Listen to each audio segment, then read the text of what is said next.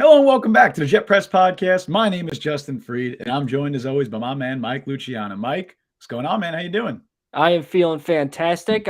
Before we really get started, I want to shout out all the listeners that we've had. Thank you guys so much for tuning in. We've had a bunch of new ones from all over the globe.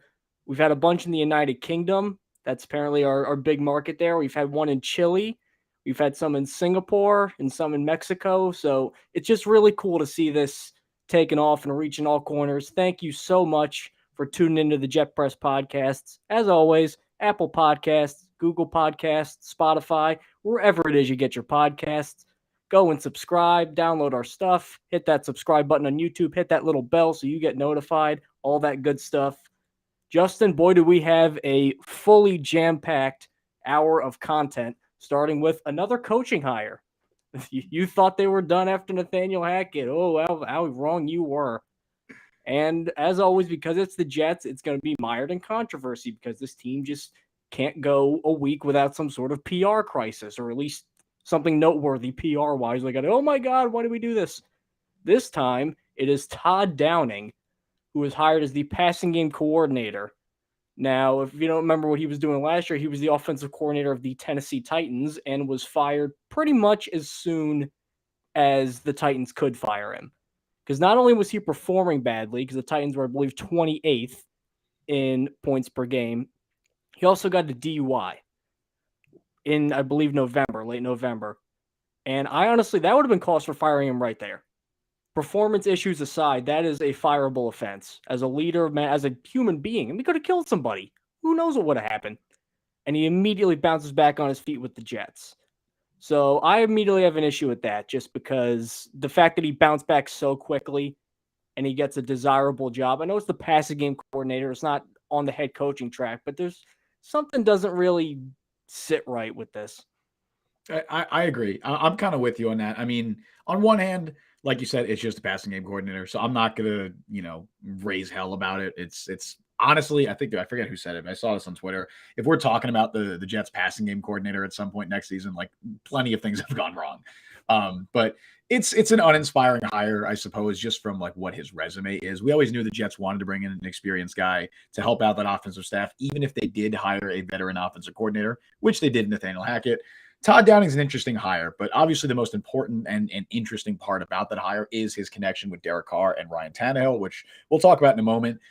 As for the DUI stuff, yeah, he had the DUI in November. He served jail time, I believe, in January, which less than a month ago.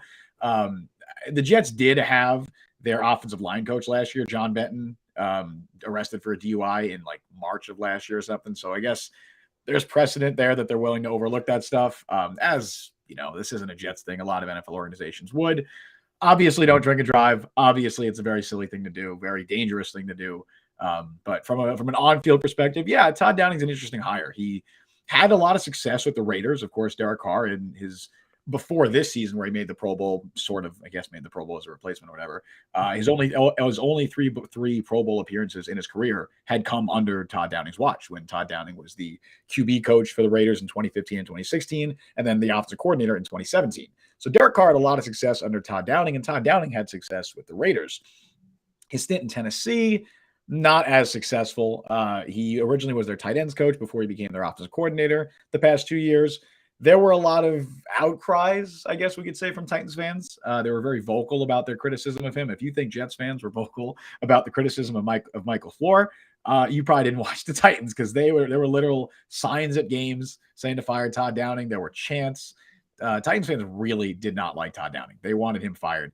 You mentioned this before we just started, Mike, but it's very interesting that they hired him to be their passing game coordinator when the Titans offense obviously had the majority of their success on the ground. So it's an interesting hire. I'm more interested about the connection with Derek Carr and Ryan Tannehill, but I guess from an on-field perspective, there's some question marks there. I mean, it's always good to base hires off of seasons that were, 6 years ago under Jack Del Rio as a coach. That's what they did. That's what they did with Hackett, sort of, Oh, yeah, that's a good organizational philosophy. Like, things that worked 5 years ago, maybe to work in 2023. That's how the best organizations are always run. Now, you brought up the Tannehill point, and I know that for some reason, I really don't get why, the idea of the Jets getting Ryan Tannehill has become like, oh, they can't get Ryan Tannehill. That would be a huge failure. And I get that Tannehill would obviously be disappointing because Aaron Rodgers is out there and Derek Carr is out there. And Ryan Tannehill, even at his best, was not those two guys. We understand that. But let's just look at Ryan Tannehill's numbers. I know that the Miami tenure was not amazing, but also looking back on the fact that Adam Gase was his coach and he had Joe Philbin before that, not exactly top tier stuff. I felt like he was making lemonade with the lemons he was giving. I always thought that his film was better than just what the raw numbers would say. He goes to Tennessee. I know Arthur Smith, you could say maybe it's part of the Arthur Smith system. Listen to these first 2 years. 18-8 as a starter, 55 touchdowns, 13 interceptions, a passer rating of 110.6, which Patrick Mahomes is like 108. And Ryan Tannehill had 110 for 2 seasons. Now, the last 2 years, admittedly not his best, and they came in as age 33 and age 34 years. So he's obviously not a spring chicken who's going to get better all of a sudden. Even if you look at that, I know there's the wins and losses, and we don't like using quarterback wins and losses, but they didn't have amazing offensive personnel last year.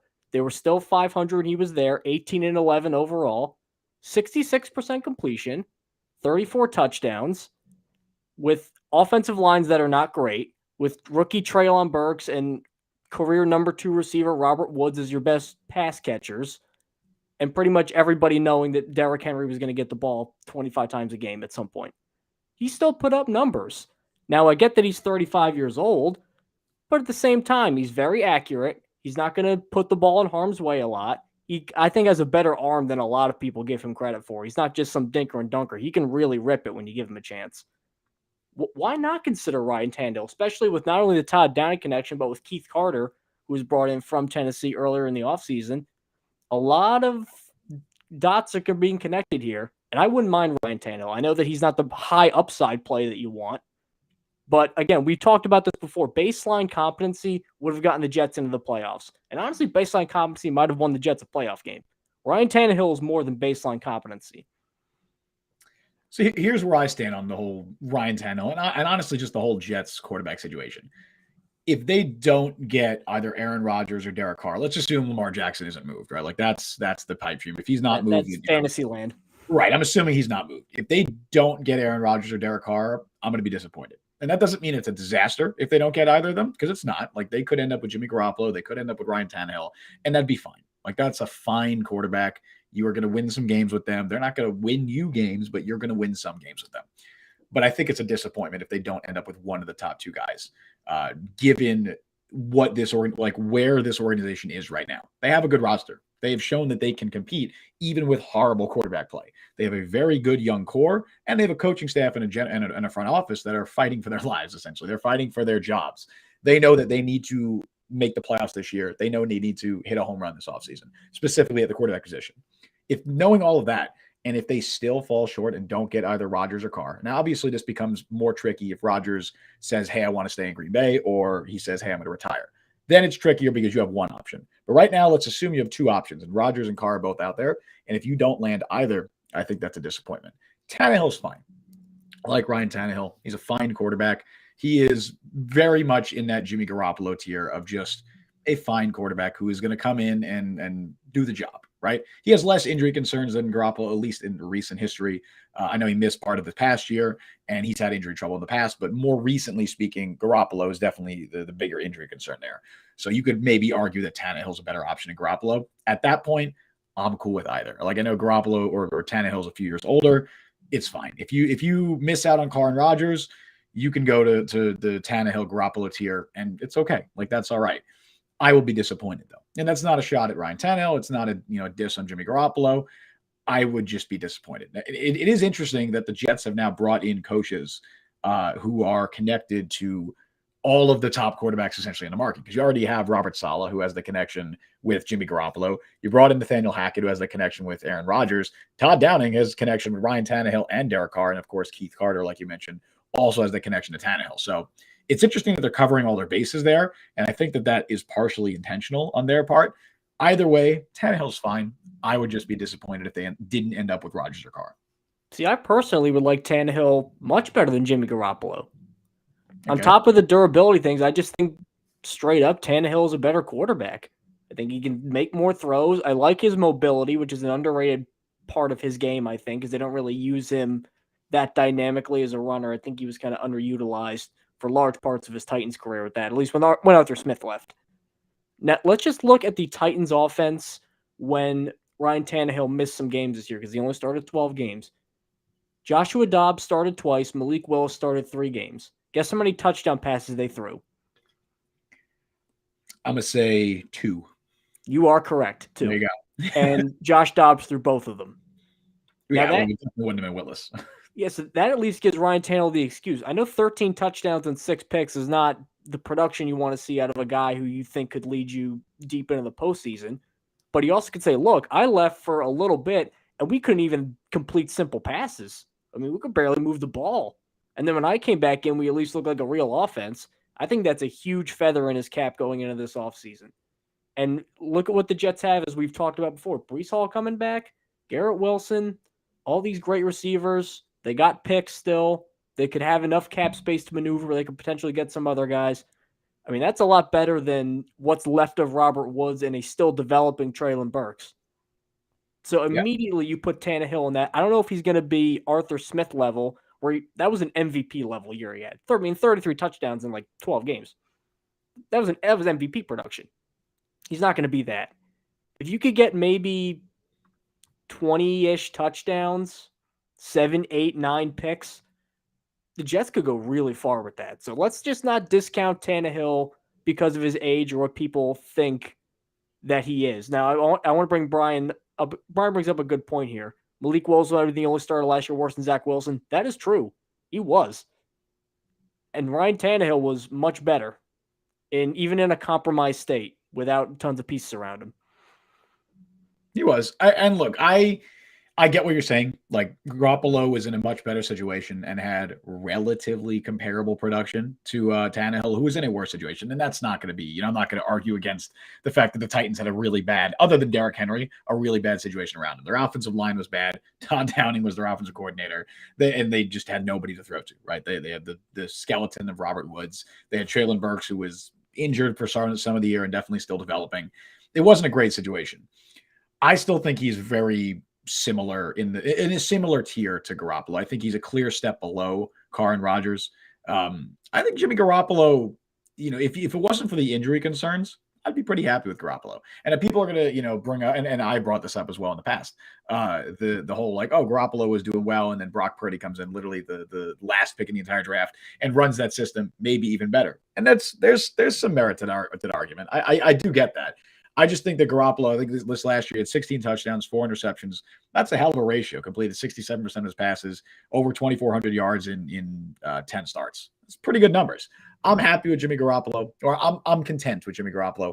I'm content with Ryan Tannehill. I think both of them would be disappointing compared to what they could have in Carr and Rodgers. So I get the Ryan Tannehill argument, and I wouldn't be, losing my mind over him. I know a lot of Jets fans are, oh my God, I can't believe they're interested in Tannehill. It was like that for his whole career too. Like when I get that Miami, he wasn't amazing, but I thought he was better than the numbers looked. And then he goes to Tennessee, and it feels like everybody's just like, oh, well, this is the year he's obviously going to completely fall apart. It's like the guy's putting up numbers, and he's winning games too. He got to an AFC Championship game. He did. What do you want him to do here? I think it's also important to note too that Tannehill is not the Jets' top option. I think people saw the report from Connor Hughes and were like, "Oh, the Jets are much higher on Tannehill than whatever." Like that headline is misleading when people spread that headline. The pecking order, which was revealed by Connor Hughes in that article, is Rodgers, Carr, Garoppolo, Tannehill. And if that's the case, I'm happy with it. Maybe you'd want to flip-flop Tannehill and Garoppolo. Maybe you'd want to flip Carr and Rodgers. But that's what they're at right now. They want Aaron Rodgers. If they can't get Aaron Rodgers, they want Derek Carr. Then Jimmy Garoppolo and Ryan Tannehill seem to be the fallback options. And I'm okay with that. I'm perfectly happy with that plan. That's fine with me. Now, I want to transition to a little bit of Derek Carr talk because I think it goes kind of hand in hand with Ryan Tannehill. And actually, I want to bring up something I just saw right before we started the show that I honestly think is kind of gross by the Raiders, and I think is an effort to kind of discourage his market or depress his market.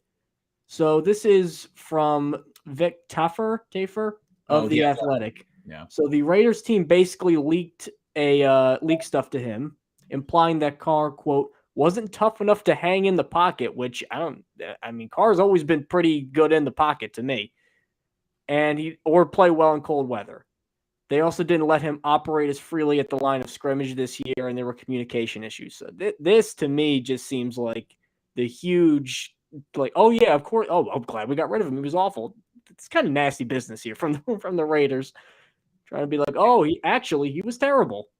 It's been a That's very kind of messy. gross to me. It's been a very messy divorce for Carr and the Raiders. I think, Which, by the way, good on Derek Carr for not accepting a trade because he's like, I'm not giving you guys anything.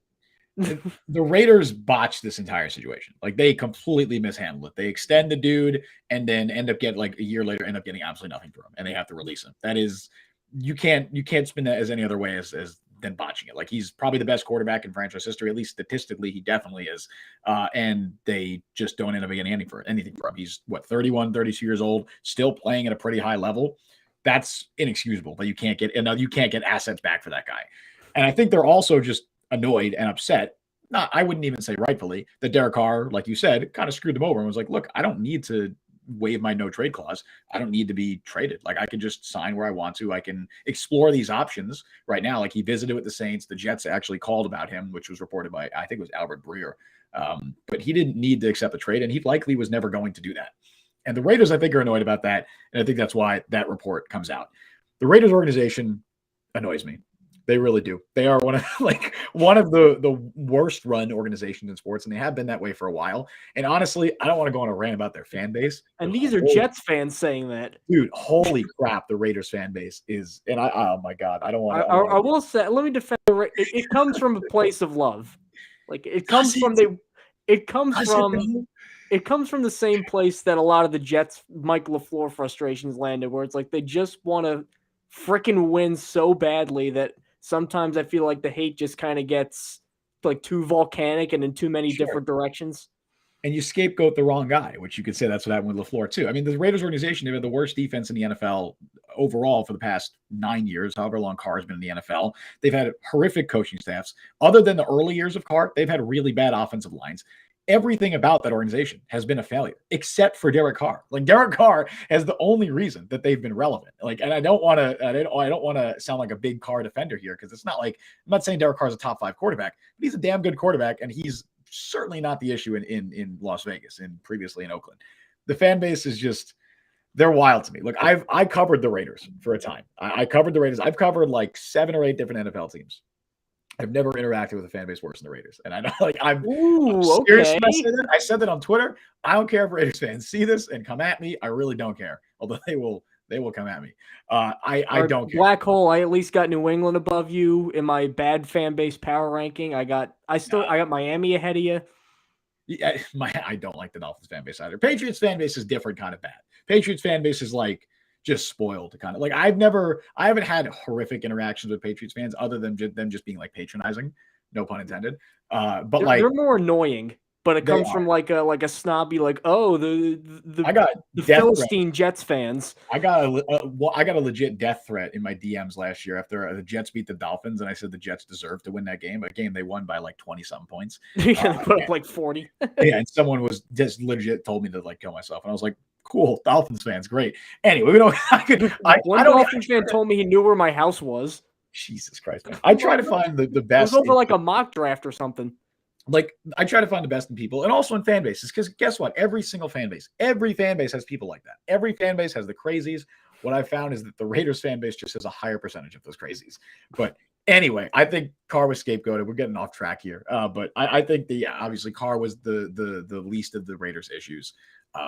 I'd very much like him on the Jets. You could certainly, like, we could discuss, we have discussed in the past too, if you want Carr over Rodgers, if you want Rodgers over Carr. Either way, in my opinion, again, going back to the Tannehill thing, you just have to end up with one of them. Like, you have to end up with one of those guys. If you don't, it's a disappointment. Now, let me do another hypothetical. I want Justin to, being John Malkovich, transport himself into the mind of Derek Carr. Or what was that show, Quantum Leap? Yeah, Quantum Leap into Derek Carr and make decisions for him.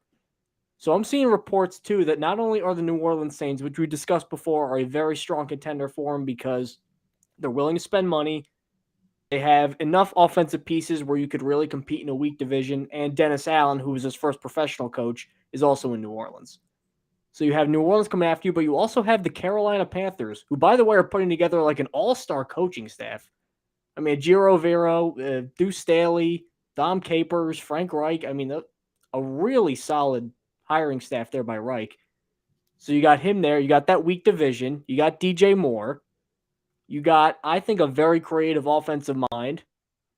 Carolina, to me, is looking very attractive if I'm Derek Carr. And I would say, honestly, more so than the Jets. Just because, again, look at the AFC. Look at the AFC East. You could either go play in cold weather and play Josh Allen twice, and then maybe if everything goes right, you can sneak into the playoffs and have Patrick Mahomes beat you into the dirt. Or you could go to Carolina and maybe host a home playoff game.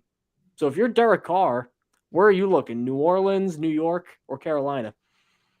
I definitely think, despite the Saints being the most aggressive team here, I think they're the clear third best destination for Carr. That's not to say he's not going to go to New Orleans, because they have been very aggressive. And a lot of it does come down to finances and money and guarantee, whatever they're going to pay him.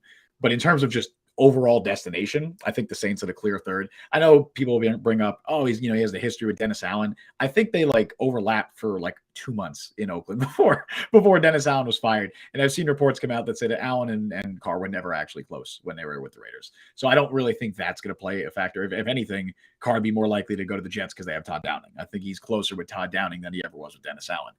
From a pure roster standpoint, the Panthers are a really interesting competitor for the Jets, because they're in a similar-ish situation where they have a really young roster with a quarterback without a quarterback. They're a really young roster, and a quarterback could get them to the playoffs. That's what they're looking for. I think if you put Derek Carr in that team, they're the obvious favorites to win the NFC South. That's a very weak division, like you mentioned. And I think that they, like you said, they could host a home playoff game. They could potentially win a playoff game with Derek Carr. I think that's a good roster, and they've obviously put together a very, very competent coaching staff with Frank Reich at the helm. They've been praised by a lot of people for the work they've done this offseason. If I'm Derek Carr, ultimately it just comes down to money. That's really what it's going to come down to. If the Panthers are willing to invest and they're going to say, hey, we're going to give you a 4-year deal, the majority of it guaranteed, I'm probably going to Carolina, especially because I think the Panthers are going to be more aggressive to land Carr than the Jets are, because everything that you're seeing right now, and especially if you're Derek Carr, you're seeing the Jets want Aaron Rodgers. Rodgers is their guy, right? Unless those are false reports, unless these are red herrings, the Jets want Rodgers. Carr is almost essentially the fallback plan if they don't get Rodgers. The timing of all of that is still up in the air. But if I'm Derek Carr, I'm kind of seeing that and all right, well, you can wait on Aaron Rodgers. I'm going to see what Carolina is offering. I'm going to see what New Orleans is offering. Honestly, the recent betting odds, believe it or not, have none of those three teams as the favorites. You know who the favorites are to land Derek Carr? At least I think it's bookies.com. Really? Yep. Would it be, I'm going to guess, the Falcons? No, the other NFC South team. Tampa? The Bucks. Yep, it's the Bucks. The Bucks, according to bookies.com at least, are the latest favorites to land Derek Carr, which is interesting to me. I feel like Tampa's not the most appealing destination there. I definitely think Carolina and the Jets are more appealing than New York. The big difference for me, I think, with Carolina and all of those teams is I think they have the most stable coaching staff. Any of the other three teams, we're talking about the Saints, Jets, or Bucks, there's no guarantee those coaches are there next year. Panthers just got a new coaching staff. They're not going anywhere. If Carr goes there, that's kind of the start of a new regime. Whereas if he goes to the Saints, the Jets, or the Bucks, you're almost overlapping with the old regime, and you're just kind of hoping to save that regime that's currently in place. That's kind of an issue I think Carr might have with that situation. And if I was Derek Carr, I'd look at that and be like, that's kind of a red flag to me. But ultimately, I really just think it comes down to dollars. I really think it comes down to money. If the Jets and Panthers are both offering him similar money, then he has a decision to make. But if one of those teams is offering him more guaranteed money, if one of those teams is more aggressive to get him, I think that team is going to be the one that signs him. Tampa, honestly, it could go one of two ways. They're either going to be amazing next year or get Caleb Williams. Because if you look at this Tampa situation, they still have Evans and Godwin. The offensive line is not what it was, but individually they're strong pieces. They were just banged up all of Tom Brady's last year. No state tax, so Carr's going to get more money if things are equal than he would in New York. That's why Tyreek Hill allegedly is in Miami, if we're going to believe him, which I don't know if I do, but I think it's part of it. Or Tampa could just go, you know what? Let's just start Kyle Trask, see what happens, and if not, we'll just completely tear everything down and start with Caleb Williams. So if Tampa decides to go for it and say, look, Tom Brady was on his last leg, he was 45 years old, and we still ended up with a home playoff game, obviously Derek Carr be an upgrade from that. So I think the Jets have to. That's why I don't like all this dilly-dallying and, Carr's our number 2 option and We got to wait for Aaron Rodgers to, release the white smoke like he's the Pope to see if he wants to even play for the Jets. Because Carr could go as soon as possible.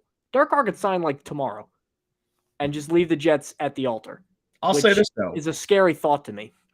If you're Derek Carr, wouldn't you want to wait to see what happens with the Aaron Rodgers situation? Wouldn't you want to wait to see that if that's resolved? Because if Rodgers opts to stay in Green Bay or he retires, that's one massive quarterback off the market. If you're Derek Carr, you now just became the top commodity on the open market, in the quarterback market. So wouldn't you want to see at least what Rodgers is doing? Like, I don't think Carr is going to sign tomorrow or in a few days. I think he's going to take his time. I think he's going to visit with a few teams. I think he's going to wait to see what happens with the Aaron Rodgers situation, because if Rodgers isn't on the move, then Derek Carr's value just went way up. And I think he knows that. I think he realizes that. Well, the problem with that is, it's going to sound weird to say about a guy like Aaron Rodgers. Isn't his market kind of limited? Like, outside of the Jets and the Raiders, who's really been making a super aggressive push for him? So, have you heard New Orleans talking about Aaron Rodgers, or Carolina, or Tampa Bay?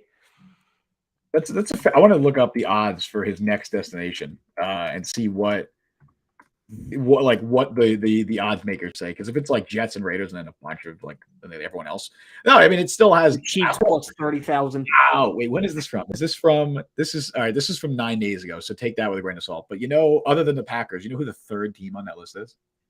Ravens. No. Oof. The Miami Dolphins. Wow. I think they're going to stick with Tua, but a lot of it, I guess, depends on how they feel about his health.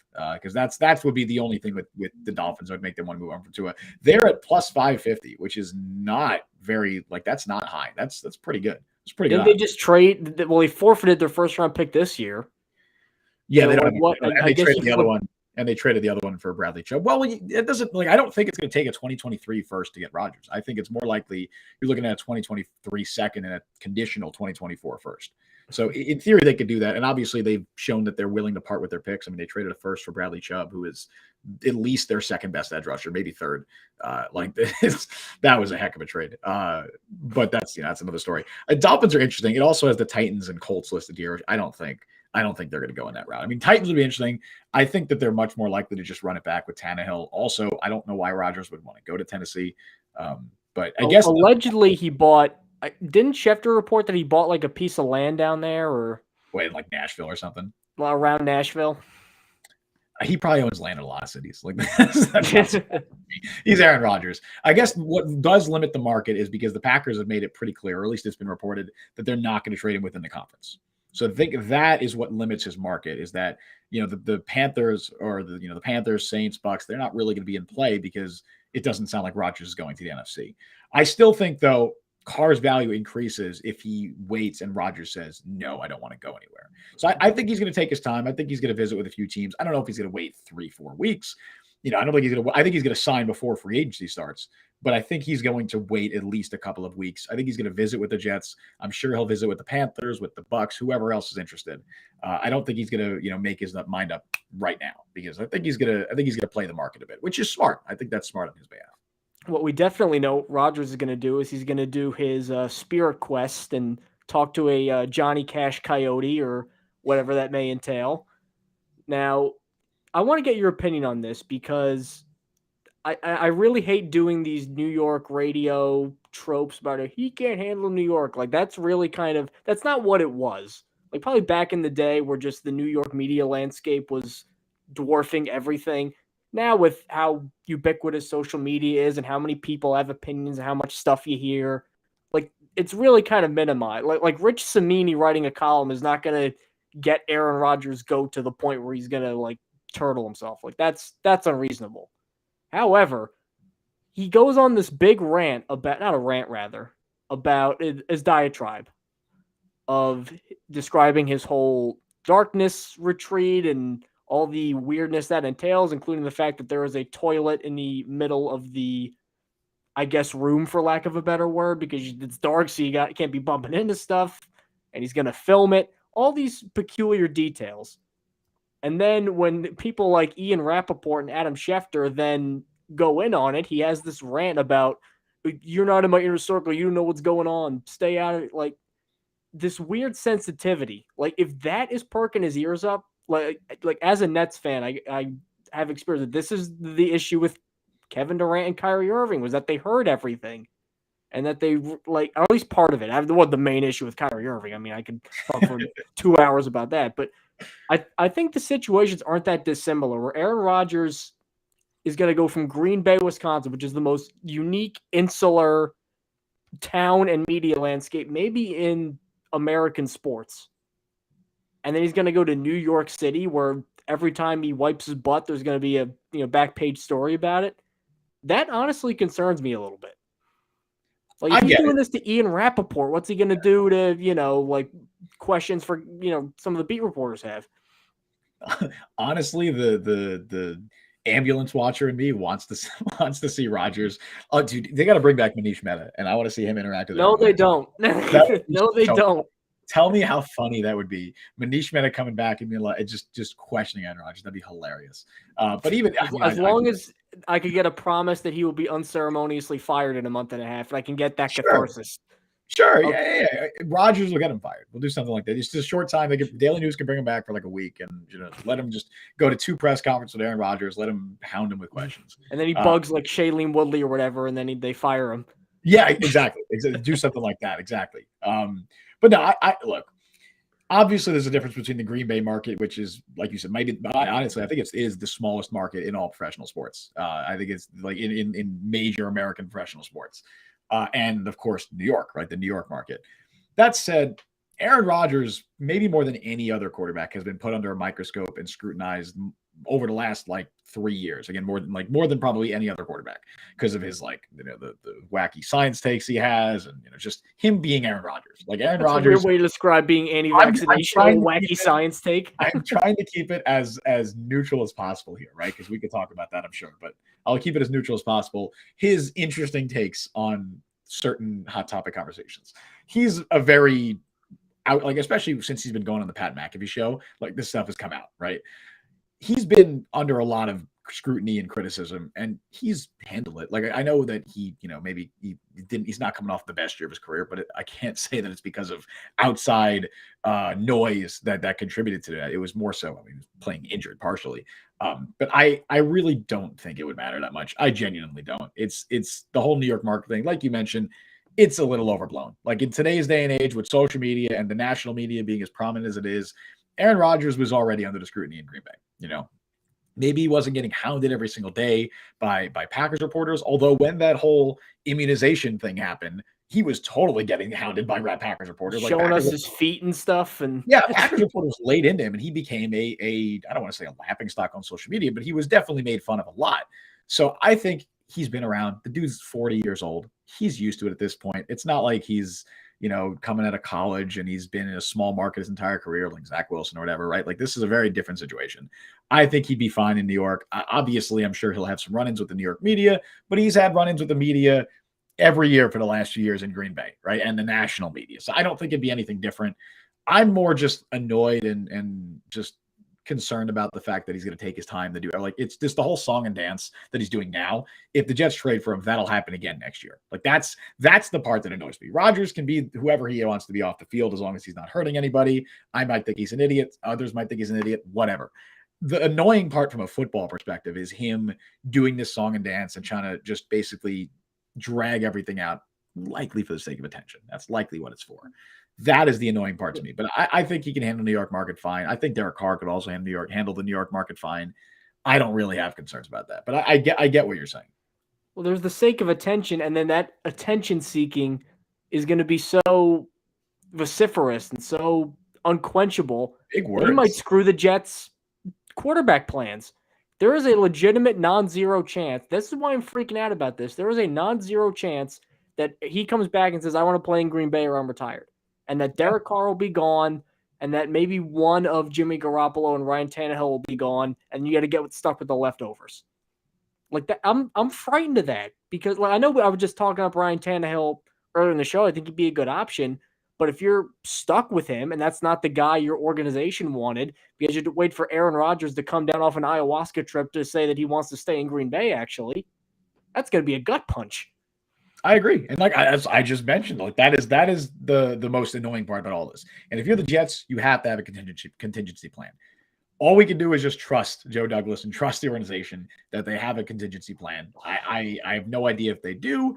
I'd imagine that they're not saying we're going to throw all our eggs in the Aaron Rodgers basket. Because if they do, they're asking to get fired, right? They're asking to, for this situation to go south, for Aaron Rodgers to stay in Green Bay or to retire, they miss out on Carr. Like that's what they're asking for if they don't have a contingency plan. I also want to say with Tannehill, there's no guarantee he's even on the move. Like right now, the odds are that Tannehill is still the Titan starter next year. Like the Titans, right. The only reason they would move on is if they can find a genuine upgrade. Because I don't think that they're ready to make Malik Willis the guy after what we saw last year.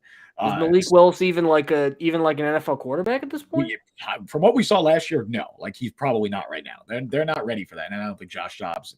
I love Josh Dobbs. He's an awesome dude, great story, but I don't think he's the guy either. So they're going to stick with Tannehill, or they're going to try and find an upgrade. I think it's more likely they just stick with Tannehill. So there's no guarantee he's on the market. The only guys we know that are definitely going to be available are Carr and Garoppolo. That's the only two we know are to be available. So if they're banking on Rodgers, and in that time that they're banking on Rodgers, they miss out on Carr, you only have Jimmy Garoppolo, like potentially. That is your guy you have to sign. So I agree. Again, Jimmy Garoppolo is really strong links to the Raiders because of the Josh McDaniels connection. Correct.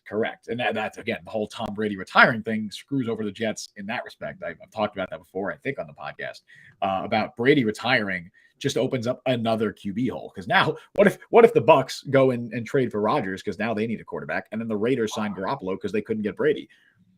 And then Carr goes to the Saints or whoever. Like, you're screwed, right? Like that. And that's a realistic scenario. We don't got to play doomsday and everything. I think the Jets Who would even be the quarterback then? Baker Mayfield? Like who? Legitimately who? Whoever it is, it's going to get somebody fired. Like it's going to get people fired. Like that's Brian brings up a great point. I said Tyler Huntley was a Pro Bowler this year. So obviously he's the next best quarterback, of course. Right. Tyler Huntley was a Pro Bowler. So was Derek Carr. Like these are high level quarterbacks. Tyler Huntley. That is I'm glad he made it, and I know it's essentially like a souped up dodgeball game, but the fact that like Tyler Huntley is a Pro Bowl quarterback and is the same as Matthew Stafford, I mean, I think I take issue with that. The Pro Bowl has kind of lost its value a lot, right, in recent years, but I think it's fully lost. Like once a backup quarterback was named to the Pro Bowl, I think that was when it officially now it's just for fun. I had fun at this, by the way, as a quick side note and tangent. I had fun watching the Pro Bowl this year, like the Pro Bowl games. I think those are very fun. People are negative. People want to be mad about everything. I had fun. I thought it was fun. If you go into it not taking it seriously, it's fine. I had a good time, but I guess, that's. Yeah, I mean, I'm not going to, I mean, I admittedly was nervous watching some of the dodgeball stuff that there was going to be like a Robert Edwards situation where, like, God forbid that doesn't happen. But I mean, the first time that happens to somebody, there's going to be a whole, why didn't they just play the actual game? Why'd they play dodgeball? Even in the flag football game, there were like some moments where I was like, ooh, that could have been like a torn ACL. Like that would have been brutal. Like there was some stuff that happened, but what were we just, we were saying about like Derek Carr and stuff. Yeah. Like I'll take Derek Carr and the Jets. I think ultimately the Jets are going to land one of these quarterbacks. Like I know we could play doomsday and say this and this and this. I think they will get either Carr or Rodgers. That's my prediction. I think they'll end up with one of those guys. If they don't, I will be disappointed. But I don't think they're just going to miss out on everyone. Like I know we're talking about that's a realistic scenario. They could miss out on Carr, Rodgers, Garoppolo, and Tannehill. That is very doomsday. Like I don't think that's going to happen. I think the Jets will be smart enough to not do that.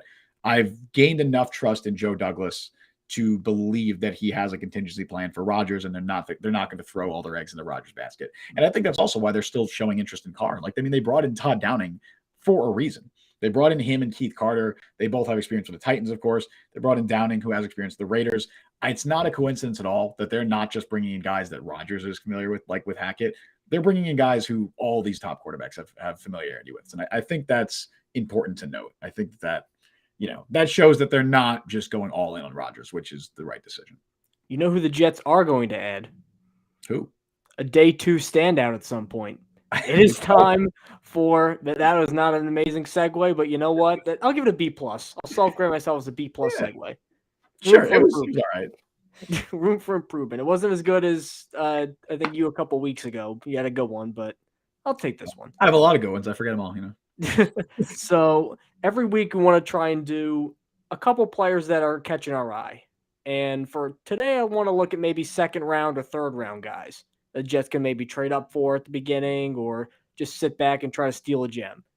And I'm going to go offense this time because Brian Branch was my big guy last week, a defensive back from Alabama. This week, I'm going to look at wide receiver. I'm going to look at a speedster. And I'm going to look at a guy who has probably first-round talent. He just didn't have enough chances to really exhibit it. And that's Trey Palmer, who is a wide receiver at Nebraska. Now, he got to Lincoln because originally he was at LSU. He was on that stacked 2019 Joe Burrow throw for a gazillion touchdowns team, but he only caught one pass. He just got swamped by an avalanche of pro-ready targets, and he never caught more than 30 passes in one season with LSU.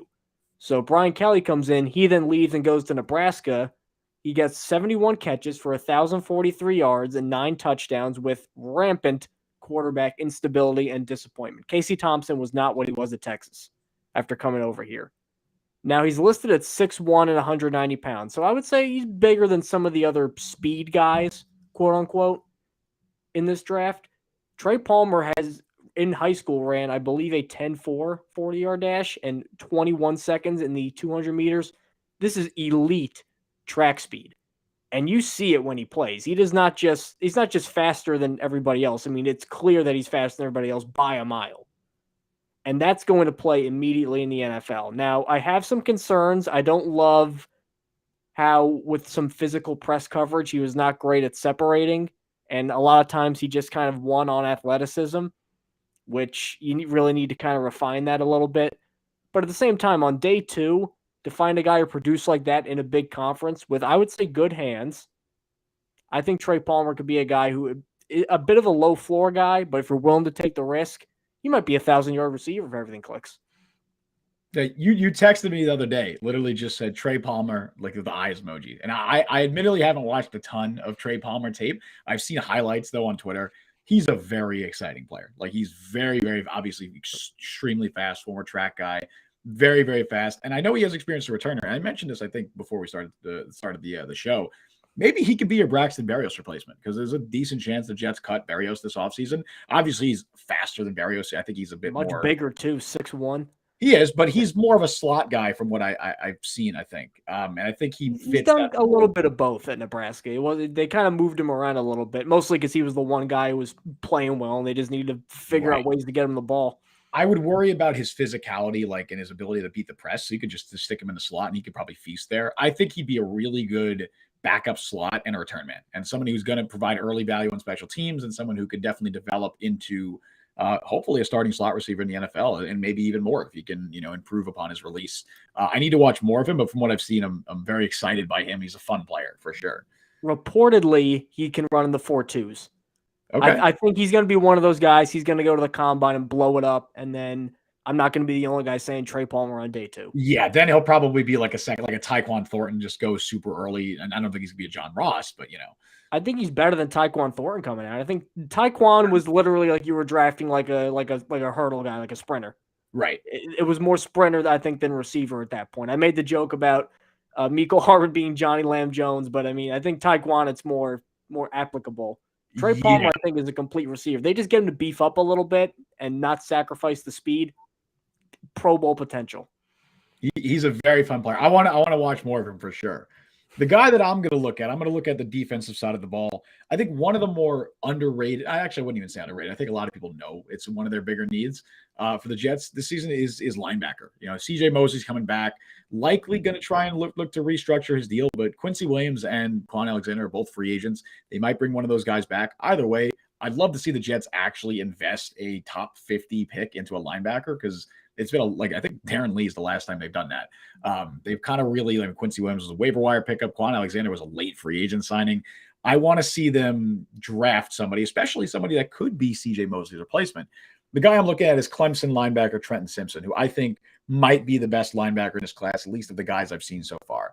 Former 5-star recruit, he was the heart and soul of that Clemson defense. I know a lot of the attention goes to guys like Miles Murphy, Brian Brzee, but every time I've watched Clemson films, either watch those guys or whoever, my eyes are drawn to Simpson. Simpson is the guy that I can't take my eyes off of.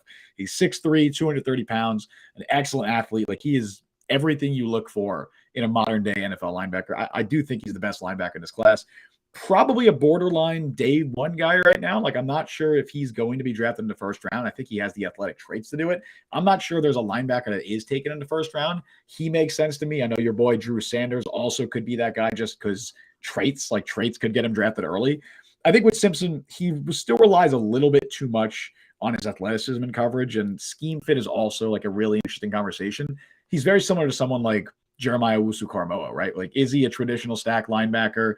Is he just an athlete that you're just roaming around the middle of the field like an Isaiah Simmons? I think he's more of a natural linebacker than Simmons or even Jeremiah Owusu-Koramoah is. I think he can play that role. He showed a lot of improvement this past year, especially. They used him a lot more as more of that traditional linebacker than in the past. I think he was playing everywhere from free safety to in the slot to like they put him everywhere on the field. I think bottom line, you need guys who can cover tight ends in today's NFL. You need guys who can match up physically with the Josh Allens, the Jalen Hurts, the Lamar Jacksons. I think Simpson's that guy. I think, long term, he can be that CJ Mosley replacement, essentially.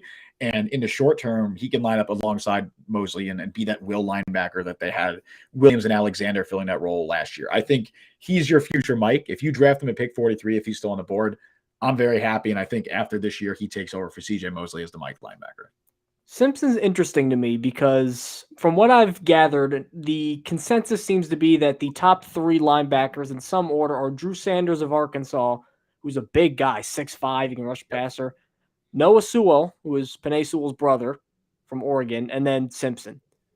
Now, Simpson, I have 2 big worries with him. Number one, if you're comparing to Owusu-Koramoah, I'm honestly was not a huge fan of him coming out of Notre Dame, mostly because he was kind of a safety, kind of a linebacker, and that means to me, well, you're maybe half a safety and half a linebacker if you're doing that. And I know he's been okay, I think, with Cleveland. But hey, Robert Saleh loves those guys. All right, Robert Saleh loves those guys. Yeah, and I know that's JL Skinner's like that. I have more confidence in JL Skinner maybe moving a linebacker than Simpson being like a Fred Warner-y nickel guy who plays all over kind of thing. I have more confidence. And the other thing that worries me about Simpson, who I like as a prospect, I just don't think he's the top guy in his class. I do like Simpson, but when they tried to put him in a more traditional linebacker alignment, because Brent Venables was the guy who was moving him around, he leaves and takes the Oklahoma job. They try and make him, I think, a little more traditional. He was not as good, I think, this year. And there was a lot of times where I didn't love his tackling on some bigger guy. I didn't love how he kind of handled himself at the line of scrimmage, kind of disengaging from blocks. I think he's a lot more raw than a guy like maybe Sanders would be. Like, I think I know Sanders is another thing like that where it's a peculiar fit. I think if you put them both in like a Mike linebacker role, I would take Sanders over Simpson. At the same time, that is A+ athleticism, super fast, the best cover linebacker in this draft, I think by a mile, is Trenton Simpson. Right. And that was a huge problem because look, teams were moving the ball against the Jets somehow, and they weren't doing it against Sauce, and they weren't doing it against DJ Reed, so where were they doing it? Middle of the field against the linebacker. So if he helps solve that, just by itself, that would make him worth, I think, a high second-round pick.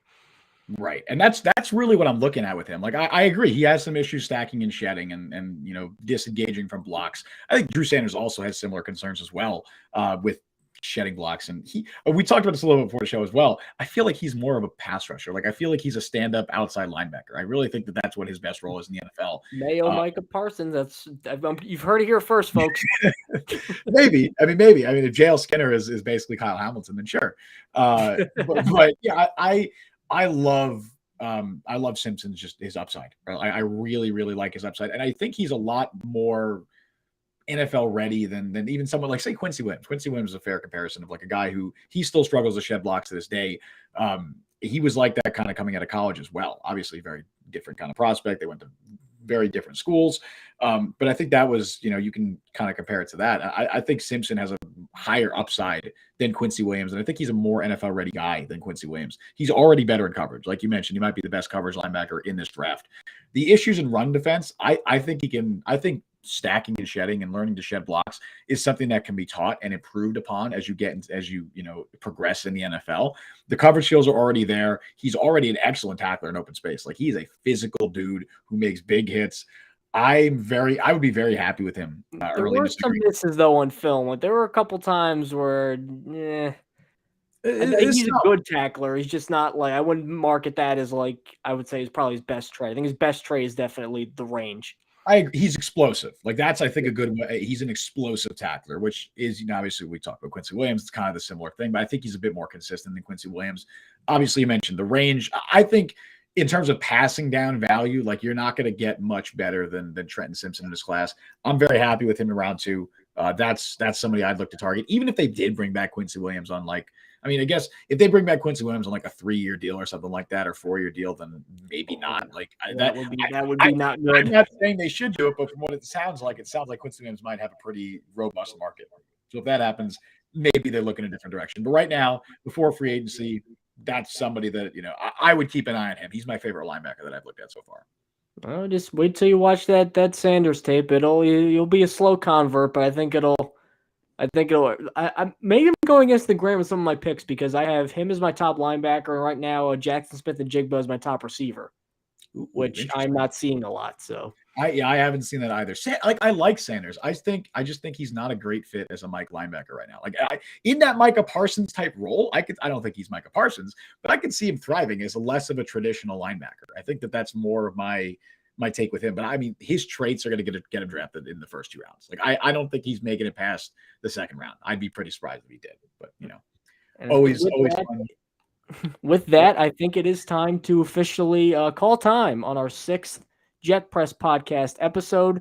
Thank you guys so much for tuning in. I mentioned earlier we are getting some international viewers, which is just unbelievable to me. The fact that some guy over in Mexico is looking up New York Jets stuff and is finding that it means the world to us. So thank you guys so much for the support. You can find us on Apple Podcasts, Google Podcasts, Spotify, wherever it is that you get your podcasts. Make sure to download our stuff. Make sure to subscribe on YouTube. Make sure to hit that little bell so you know to get notified whenever we go live. I am Mike Luciano. Justin, take us home.